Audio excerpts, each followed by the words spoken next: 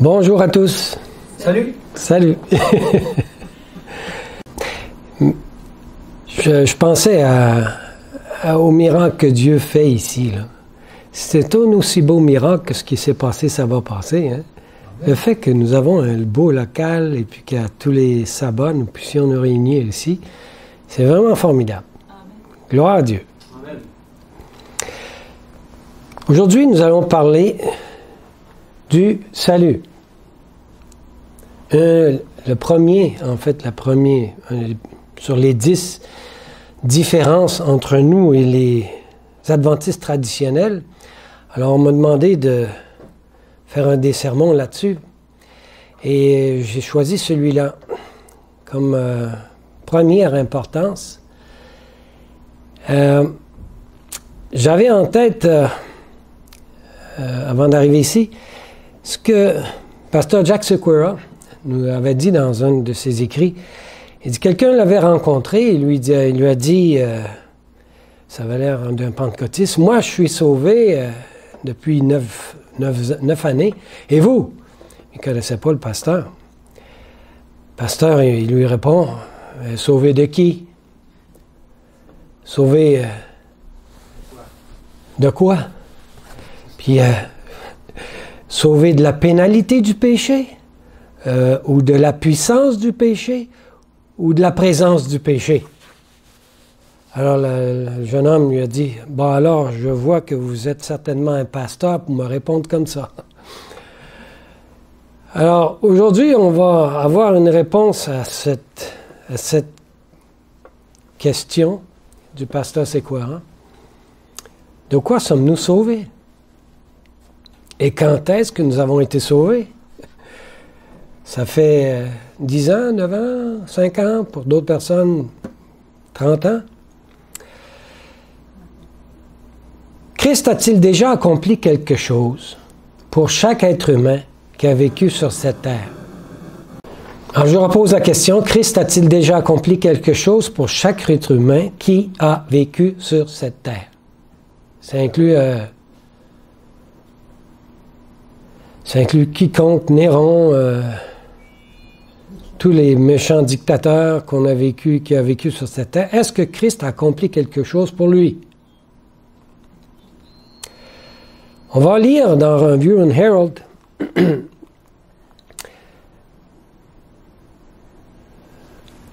un texte d'Ellen White, le 3 juin 1890. Elle a écrit « Le prix de la rédemption a été payé pour toute la race humaine. »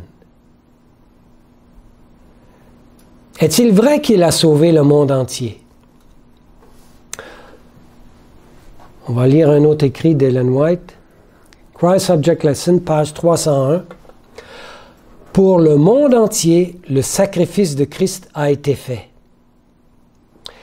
Et ce sacrifice-là n'a pas été fait pour seulement ceux qui ont accepté le sacrifice de Jésus, comme on dit. C'est pas comme quelque chose qui est pendu dans le ciel, là, puis qui va se déverser sur nous au moment où on va accepter quelque chose. C'est comme si c'était une offrande, puis que si tu l'acceptes, Jésus, ben là, c'est pour toi que Jésus a payé. Et si tu n'acceptes pas, ben c'est pas pour toi. Est-il mort, Jésus, de la seconde mort, pour chaque homme, et ainsi élu tous les hommes pour être sauvés? Lisons 2 Corinthiens 5, 14 que nous avons lu tantôt. Christ a racheté, car l'amour de Christ nous presse, étant persuadé. Hein? It's my life today, c'est juste avant. Ah bon, je ne l'ai pas écrit. Car l'amour de Christ nous presse, étant persuadé que si un seul est mort pour tous, tous sont donc morts. On parle de l'humanité. Pas seulement de ceux qui ont accepté le sacrifice, supposément une offrande, mais c'est un don.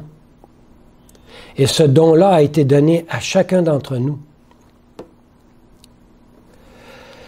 Selon ce texte, je comprends que Christ est mort pour tous les êtres humains et que comme conséquence, nous sommes tous morts en lui. Quand Christ mourut pour tous, il goûta la mort pour tous. Lisons Hébreux 2, verset 9. C'est encore qu'un texte que je n'ai pas écrit, c'est bizarre. Ah, il l'a lu, lui. Bon, on le voit. Mais nous voyons,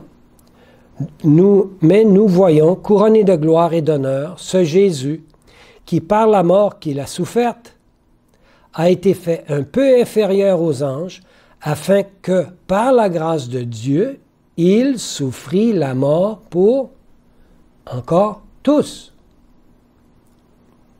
Et non pas certains ou quelques-uns. Ce devait être la deuxième mort que Christ a goûtée. Pourquoi?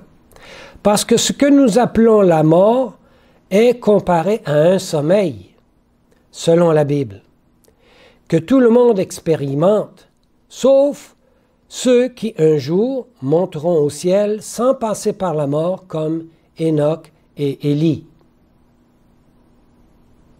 Et à la fin des temps, c'est ce qui va arriver. Il y en a certains qui ne passeront pas par la mort. Lisons Jean 11, versets 11 à 13. Il parla ainsi, et après il leur dit, « Lazare, notre ami, dort, mais je vais l'éveiller. » Ses disciples lui dirent, « Seigneur, s'il dort, alors il sera guéri. » Or, Jésus avait parlé de la mort de Lazare, mais ils crurent qu'il parlait du repos du sommeil. Donc, la première mort, ce n'est pas la conséquence du péché d'Adam en tant que tel, mais c'est une bénédiction. Amen. Et là, quand que Lazare est mort, c'était une bénédiction et non une malédiction. Il dort. Alors, la mort que l'on parle comme conséquence du péché, on parle vraiment de la seconde mort et non de la première. Et c'est de cette mort que Jésus est mort parce qu'il est venu payer la rançon du péché d'Adam et de ses descendants. Lisons 1 Thessaloniciens 4, versets 16 et 17.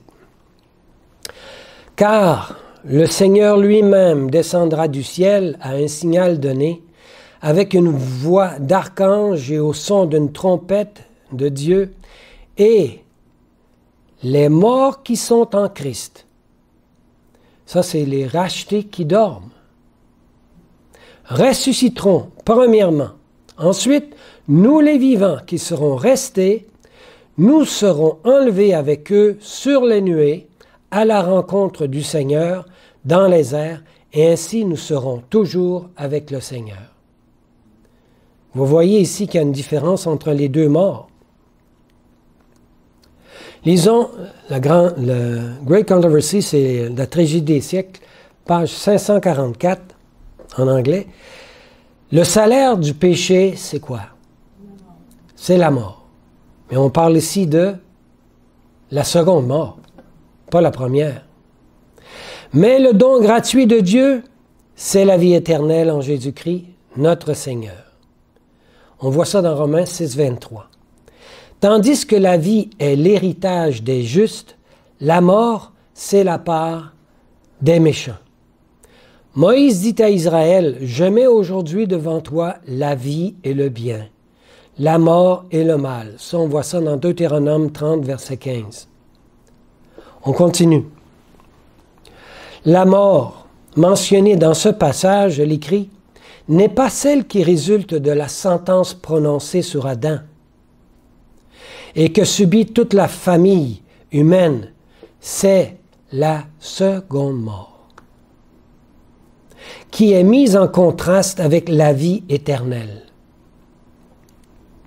Donc, le salaire du péché, c'est la seconde mort, et non la mort naturelle que chacun d'entre nous sommes appelés à vivre, ou j'espère que non, si Jésus arrive auparavant.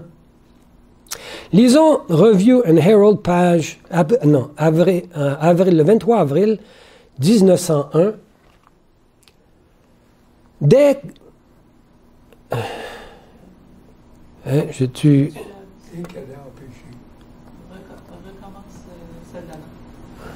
Celle d'avant, j'ai pesé 2. Pourquoi? C'est ça, la seconde mort. OK, c'était correct. Quel est le cadet en péché, le président? Comment ça, c'est moi qui paye sur le bouton? Je comprends pas. Bon, on est rendu à Bible Commentary, volume 1, 1844. C'est ça. Page 1084. Dès qu'Adam a péché, le Fils de Dieu s'est présenté comme garant pour la race humaine. A surety en anglais. L'univers vient d'être informé du plan divin pour sauver la race humaine. Comme j'ai dit auparavant, personne dans l'univers, incluant les anges, savait qu'est-ce que le Fils de Dieu, ou la deuxième personne de la divinité, avait prévu faire pour résoudre le problème du péché. Et maintenant, dans Genèse 3,15, ça a été décrit ce que le Fils de Dieu va accomplir. Il devient le garant. Une rançon sera donnée pour empêcher la mort immédiate du couple coupable. Donc Adam n'est pas mort de la deuxième mort. Ce qu'il aurait dû vivre si Jésus n'aurait pas intervenu. Ou je devrais être plus clair, si la parole ou la deuxième personne de la divinité ne serait pas intervenue, Adam serait mort de la deuxième mort.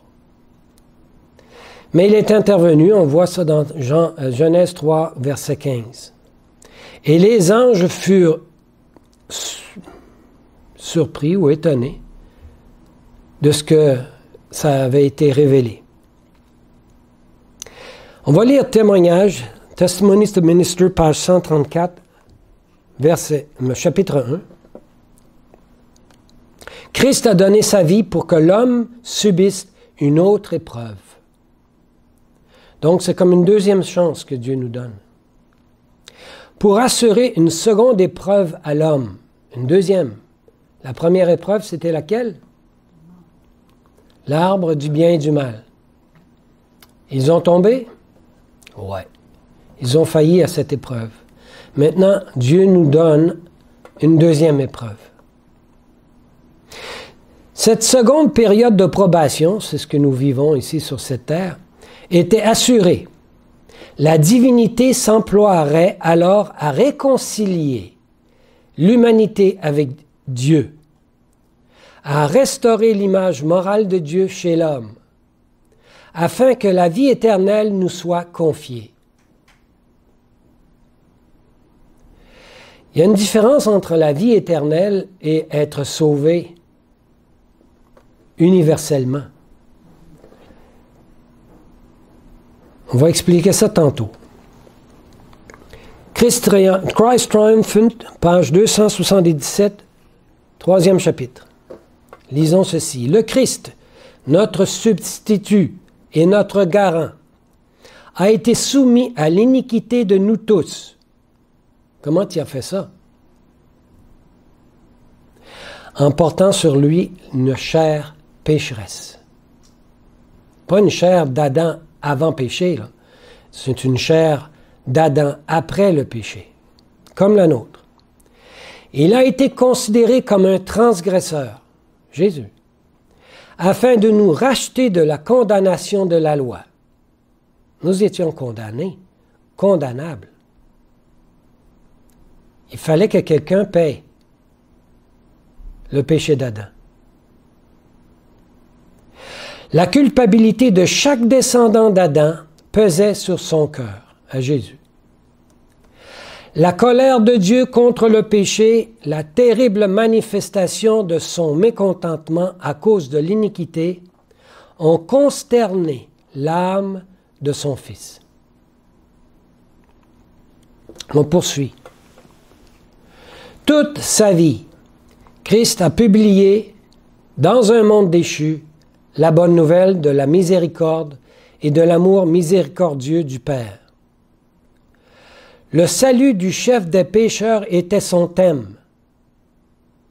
Maintenant, avec le poids terrible de la culpabilité qu'il porte, on parle de Jésus toujours, il ne peut pas voir le visage réconciliant du Père. Il a perdu la vue de son Père. Le retrait du visage divin du Sauveur, en cette heure d'angoisse suprême, a transpercé son cœur d'une douleur que nous ne pourrons jamais, c'est bien écrit jamais, hein? C'est même pendant l'éternité, on ne pourra jamais comprendre pleinement cette douleur. Si grande était cette agonie que sa douleur physique était à peine ressentie. Il n'y a donc aucune raison pour que qui que ce soit ait finalement à mourir de la seconde mort. Qui que ce soit sur cette terre. Il n'y a pas de raison. Si ce n'est qu'il a résisté ou rejeté volontairement le salut qui lui avait été donné gratuitement.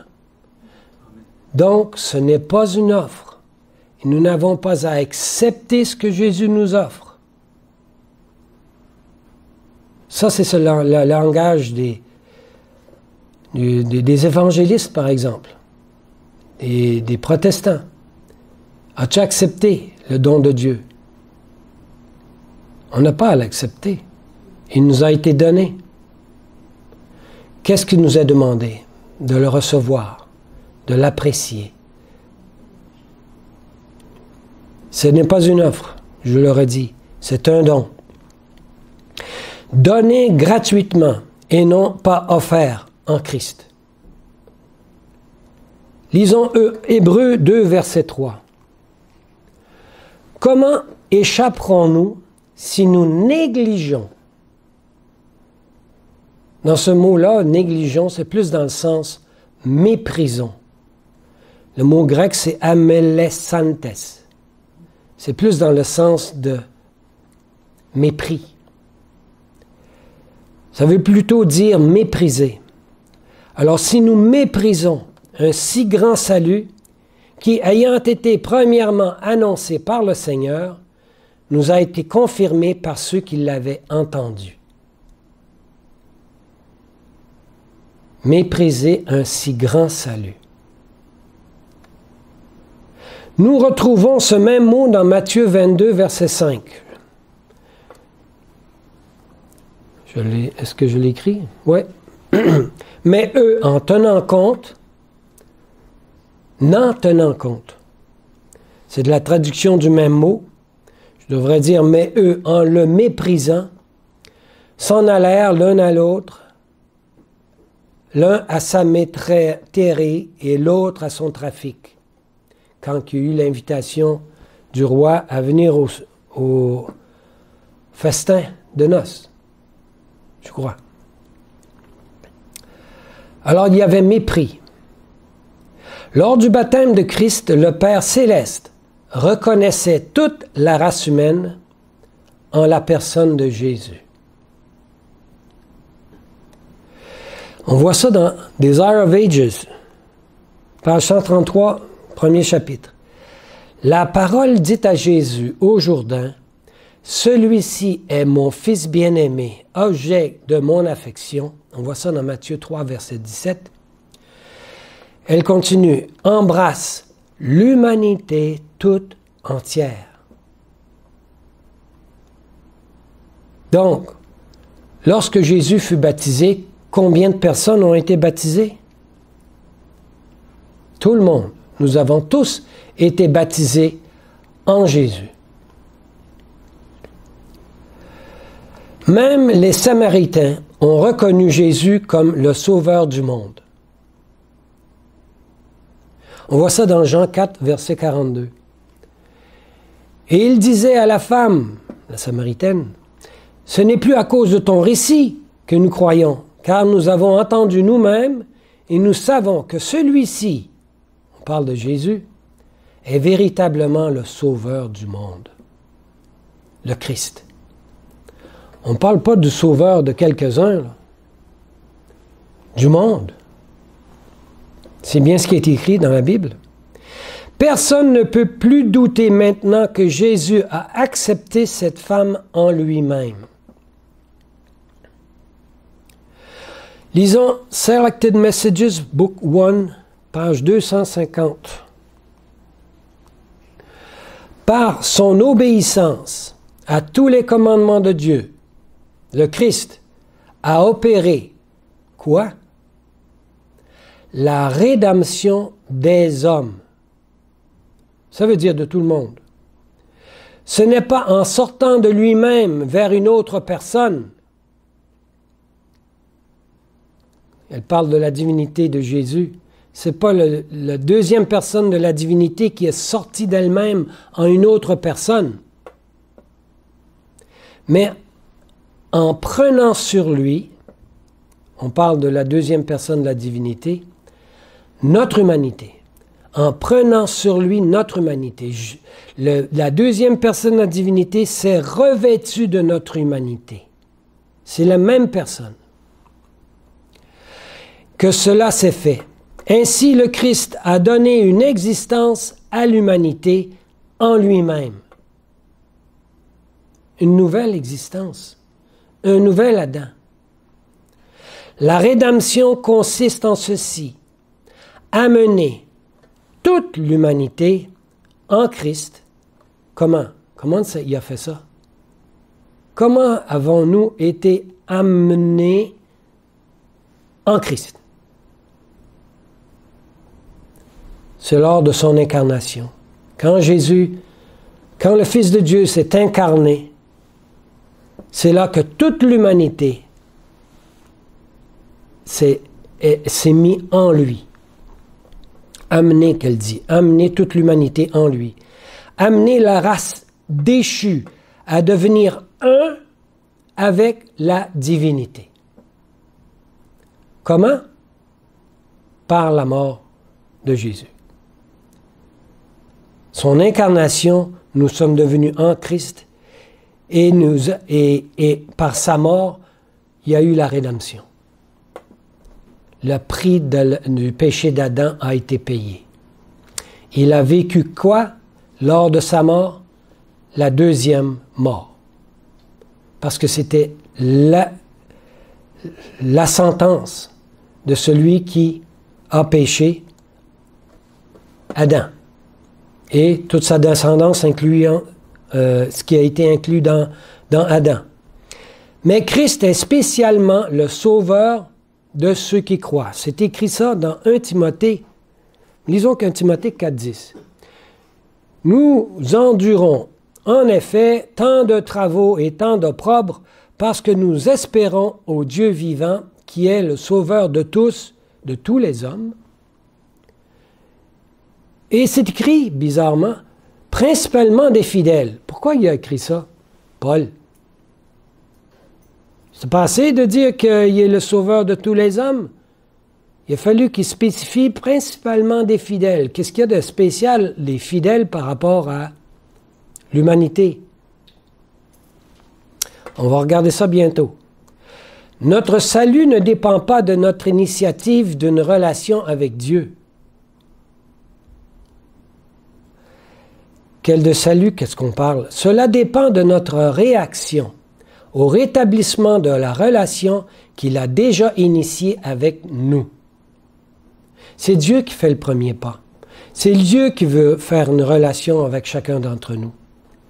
Mais lorsque Christ a payé la rançon en mourant de la seconde mort, ça a été pour toute l'humanité. Mais ce n'est pas toute l'humanité qui va vivre l'immortalité. Ce n'est pas toute l'humanité qui va recevoir le don gratuit.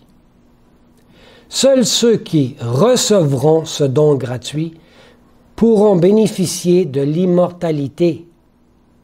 C'est deux choses, là. Le premier, on parle de quoi? On parle de la pénalité du péché. Jésus est venu payer la pénalité du péché. Pour tout le monde. Alors quand quelqu'un dit « je suis sauvé », je dis « tu as raison ». Si tu parles de la pénalité, nous sommes tous sauvés en Jésus. Mais lorsqu'on parle de la puissance du péché, ben là, c'est une autre chose. Seuls ceux qui reçoivent ce don gratuit de Dieu peuvent avoir la puissance sur le péché. Et nous pouvons tous l'avoir. Cela dépend de notre choix et cela dépend de nous. Alors, il faut que ça soit initié de nous. Selected Message Book 1, page 243. Il est écrit, Ellen White nous dit, Christ saisit le monde sur lequel Satan prétendait présider comme son territoire légitime. Et par son œuvre merveilleuse, en donnant sa vie, quand est-ce que Jésus a donné sa vie? Lorsqu'il est mort sur la croix, il rétablit toute la race humaine en faveur avec Dieu. Ça, c'est la pénalité. La pénalité a été payée. Nous sommes tous rétablis en faveur avec Dieu. Tout le monde. Même si nous n'avons pas encore reçu le don de Dieu. Comment réagissons-nous devant cette vérité? Y croire ou rester incrédule? C'est à nous de décider. Christ a déjà aboli la seconde mort. Vous savez comme moi que la seconde mort, c'est pour Satan et ses anges. Et c'était aboli pour l'humanité, en Jésus. Aucun être humain n'a besoin de vivre la seconde mort. C'est réglé. Mais c'est à nous de choisir. Voulons-nous vivre de cette seconde mort ou bénéficier du don gratuit de Dieu? 2 Timothée 1, verset 10. Et qui a été maintenant manifesté par la venue de notre Sauveur, Jésus-Christ, qui a détruit la mort. On parle de quelle mort, là? La deuxième. Mon père est mort il n'y a pas longtemps. Ça n'a pas détruit la mort, la première. On parle de la seconde mort. Jésus a détruit la seconde mort et mis en évidence la vie et l'immortalité par l'Évangile.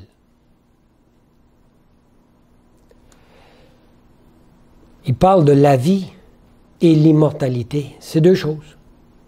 Si vous vivez aujourd'hui, si nous vivons aujourd'hui, c'est grâce au sacrifice de Jésus. Mais l'immortalité, ça va être vécu par qui? Par tous les terriens. Tout le monde qui a vécu sur cette terre. Désolé. L'immortalité n'appartient qu'à ceux qui ont reçu le don gratuit de Jésus. Ceux qui l'ont méprisé, mais vous savez ce qui leur attend. Pour chacun, croyant et incroyant, Christ a apporté la vie. Et pour ceux qui croient, il a également apporté, en plus, l'immortalité. Puisque personne ne doit être perdu, à moins qu'il ne décide de rejeter ce que Christ a déjà accompli pour lui. Si quelqu'un est perdu, c'est parce que c'est volontairement qu'il est perdu. Il ne sera pas perdu parce que « Ah, quand ça, je suis rendu en enfer, je ne savais pas. » Non. Ceux qui iront en enfer ou qui vivront la deuxième mort, ben, c'est parce qu'ils ont résisté volontairement à la grâce qui leur a été donnée gratuitement. La seule raison pour laquelle quelqu'un peut être perdu, c'est son incrédulité. J'y crois pas. Lisons Jean 3, 16, 19. Il est écrit, « Car Dieu, tout le monde connaît ce verset, a tant aimé le monde, qu'il a donné son Fils unique, afin que quiconque croit, il faut croire, croit en lui, ne périsse point. » Ça veut dire que c'est l'immortalité. Et qu'est-ce qui cause l'immortalité? C'est la croyance. Mais qu'il est la vie éternelle. Car Dieu n'a point envoyé son Fils dans le monde pour condamner le monde. Ouais, au-delà, bien au contraire. Mais afin que le monde, ça c'est tout le monde encore, soit sauvé par lui. On parle de la pénalité du péché, là. Et on continue. Celui qui croit en lui est point condamné. Mais celui qui ne croit point est déjà condamné. Pourquoi? Parce qu'il n'a pas cru au nom du Fils unique de Dieu. On voit ici qu'il faut croire pour avoir l'immortalité. Et à cause de cette condamnation, c'est que la lumière est venue dans le monde et que les hommes ont mieux aimé les ténèbres que la lumière, parce que leurs œuvres étaient mauvaises. C'était la preuve. Les œuvres sont tout simplement la conséquence de l'incrédulité, comme preuve de leur incrédulité. Donc, tout péché sur cette terre, c'est la conséquence de notre incrédulité. Si nous péchons et que nous disons « mais je ne suis pas capable d'arrêter de pécher, c'est trop dur », mais priez Dieu pour qu'il vous aide à croire, parce que c'est la conséquence de notre incrédulité si nous péchons. Lisons Romains 5, versets 15 et 18.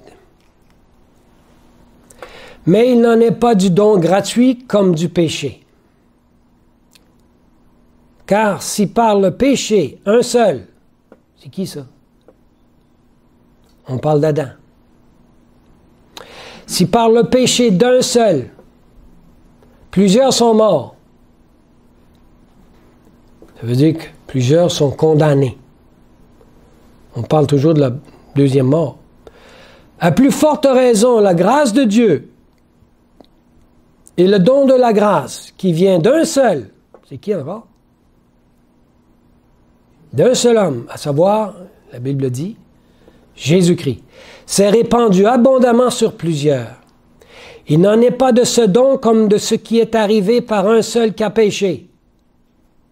Car le jugement de condamnation vient d'un seul péché, le péché d'Adam. Mais le don gratuit de plusieurs péchés a tiré la justification.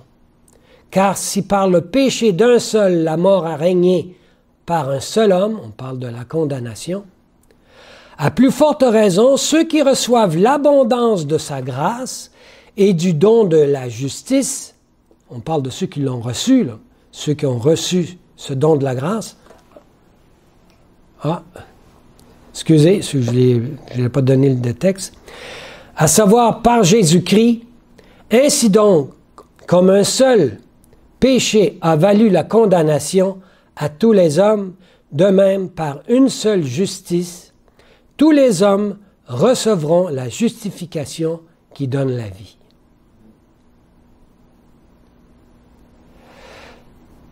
Tout est inscrit là, dans ce texte-là. Tu as le plan de la rédemption en 2 versets. Ici, Paul expose ce que Christ a accompli sur sa croix. La proclamation d'émancipation d'Abraham Lincoln de 1863 aux États-Unis illustre bien ce verset d'acquittement ou de justification de tous les hommes, de tous. Lincoln accordait à tous les esclaves, pas certains qui vont accepter, puis l'autre, il n'accepte pas, là. Lincoln accordait à tous les esclaves des territoires confédérés une liberté légale. Il y a une loi qui a libéré tous les esclaves. Mais personne ne pouvait en faire l'expérience jusqu'à un. Ce qu'il entende la bonne nouvelle. Et 2, qu'il y croit. Puis 3, c'est que cette nouvelle le laisse motiver à sortir dans la liberté qui lui a été donnée gratuitement. Lisons Ministry of Healing, pages 89 et 90. Jésus connaît les circonstances particulières à chaque âme. Il y en a qui n'ont jamais entendu la bonne nouvelle. Selon moi, ils ne peuvent pas être condamnés. Ils ne l'ont jamais entendu. Mais ceux qui l'ont entendu, s'ils n'y avaient pas cru, ben vous êtes condamnables à cause de votre incrédulité. Jésus connaît les circonstances particulières à chaque âme. Plus grande est la culpabilité du pécheur, plus il a besoin du Sauveur. Son cœur, rempli d'amour divin et de sympathie, est attiré surtout par le pécheur le plus désespérément englué dans les filets de l'ennemi. Alors, ce n'est pas la profondeur de la situation d'un pécheur qui empêchera, au contraire, n'empêche pas Jésus, ça l'attire. De son sang, il a signé le décret d'émancipation de l'espèce humaine. Alors, de son sang, Jésus a payé la rançon à toute l'humanité, pas seulement pour quelques-uns. Nous sommes tous libres maintenant. Avant que Jésus meure, en fait, la vérité, c'est avant Genèse 3,15, Adam ne pouvait pas résister, ne pouvait même pas avoir le choix de décider entre le bien et le mal. C'était fini pour lui. C'était la deuxième mort qu'il attendait. Lorsque Dieu a dit, le Genèse 3,15, c'est là que maintenant, la liberté a été donnée à Adam et tous ses descendants de choisir entre un don gratuit pour lui ou de ne pas y croire. Cette liberté nous est donnée à tous grâce à Jésus. C'est là notre deuxième épreuve. Le croyons-nous? Ceux qui n'y croiront pas, vous savez ce qu'il vous attend. Dommage. Nous sommes libres maintenant de choisir entre Christ ou son ennemi. Libres de quoi? De continuer à vivre dans le péché? Bien que non, loin de là. Mais plutôt que de pouvoir choisir entre Christ et Satan. Témoignage to minister. Jésus n'est pas mort pour faire du péché un attribut immortel. Il n'est pas mort pour que nous continuions encore à pécher. Il est mort pour assurer le droit de détruire celui qui avait le pouvoir de la mort, c'est-à-dire le diable. Quelle mort qu'on parle encore ici? La deuxième mort. Il a le pouvoir de nous amener avec lui, parce que c'est sa sentence. Il va mourir, Satan, la deuxième mort. On le sait parce que c'est écrit dans la Bible. Mais il veut pas être seul avec ses anges. Il veut en amener d'autres. Il ne sera pas déçu, il va en avoir beaucoup, on dirait. Il a subi l'intégralité de la peine d'une violation de la loi pour le monde entier. On parle de Jésus.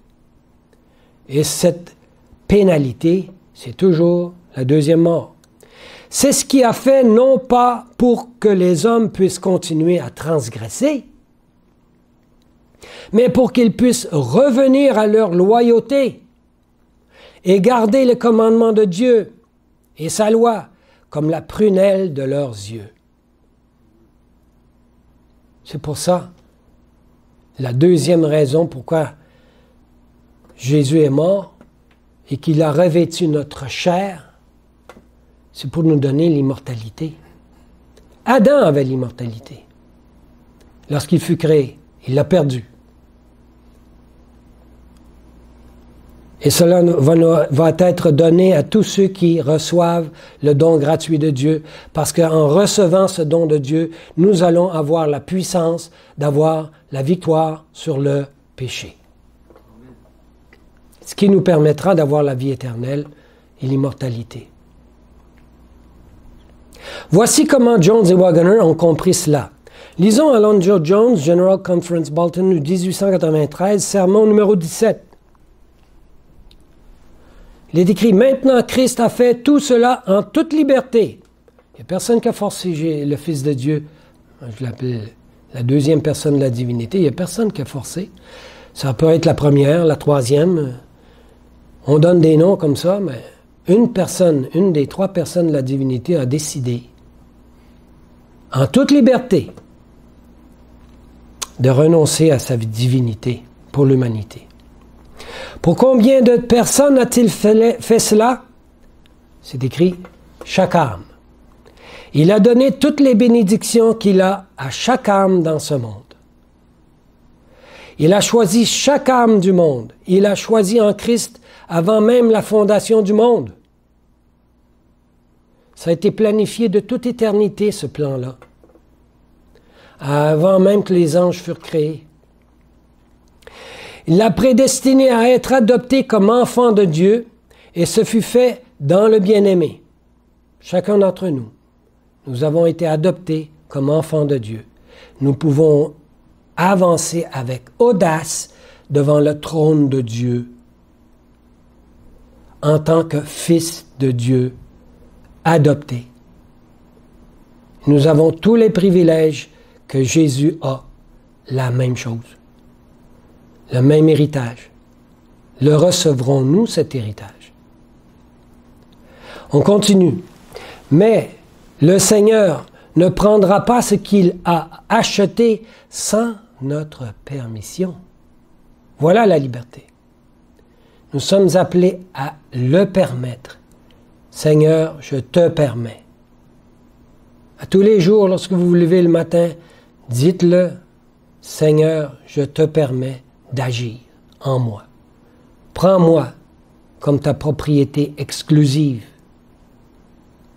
Je reconnais que tout appartient.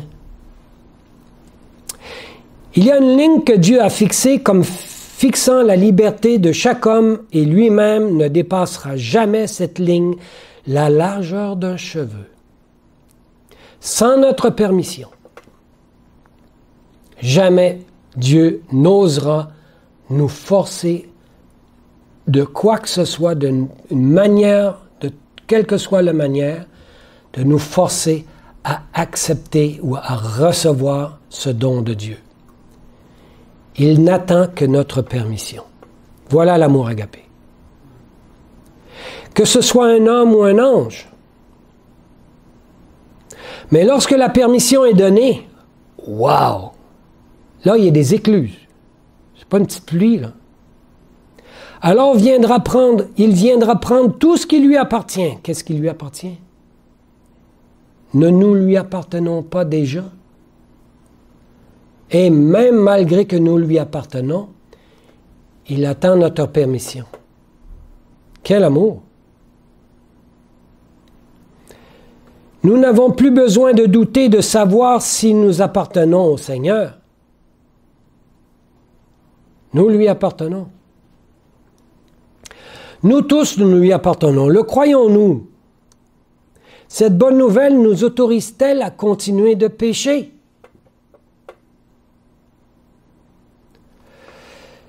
Bien non.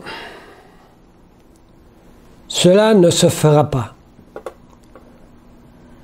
Au contraire, cela nous évitera de pécher. Si vous croyez, cela nous donne le pouvoir d'arrêter de pécher.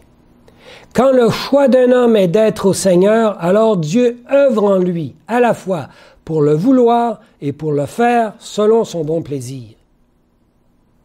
Le pouvoir divin est dans cette chose. Il n'y a pas de sanction du péché dans une œuvre divine. Rien de ce qui vient de Dieu nous sanctionne à continuer à pécher. En fait, c'est le seul moyen pour ne pas sanctionner le péché. On continue. Alors le choix m'appartient. Quant à savoir si je préférerais avoir mes péchés que d'avoir Christ, n'est-ce pas? Lorsque l'on est tenté à pécher, dites-vous en vous-même, je préfère Christ ou je préfère le péché. Vous avez le choix. Et toute la puissance du ciel est là à vous assister si vous choisissez Christ. C'est une promesse de Dieu. Quand le péché vous est signalé, dites, je préférerais avoir Christ que cela. Qu'est-ce que Christ a accompli? On voit ça dans Wagner, The Glad Tidings, page 14. Dieu a accompli le salut pour chaque homme. Toujours, on revient toujours. Je dis ça pourquoi? Parce que j'ai entendu souvent dans l'Église traditionnelle adventiste que Dieu n'a pas payé la rançon pour toute l'humanité et nous ne sommes pas tous sauvés en lui. Comprenez que nous le sommes, tous sauvés en Jésus. Mais nous n'avons pas tous l'immortalité. Mais nous sommes tous enfants de Dieu. Amen. Dieu a accompli le salut pour chaque homme. Et il le lui a donné gratuitement. On n'a pas rien à faire pour avoir ça. Ça a été donné il y a longtemps. Dans Genèse 3,15, déjà, le salut est accordé à l'humanité. Ça a été planifié depuis toute éternité. Le salut est donné gratuit.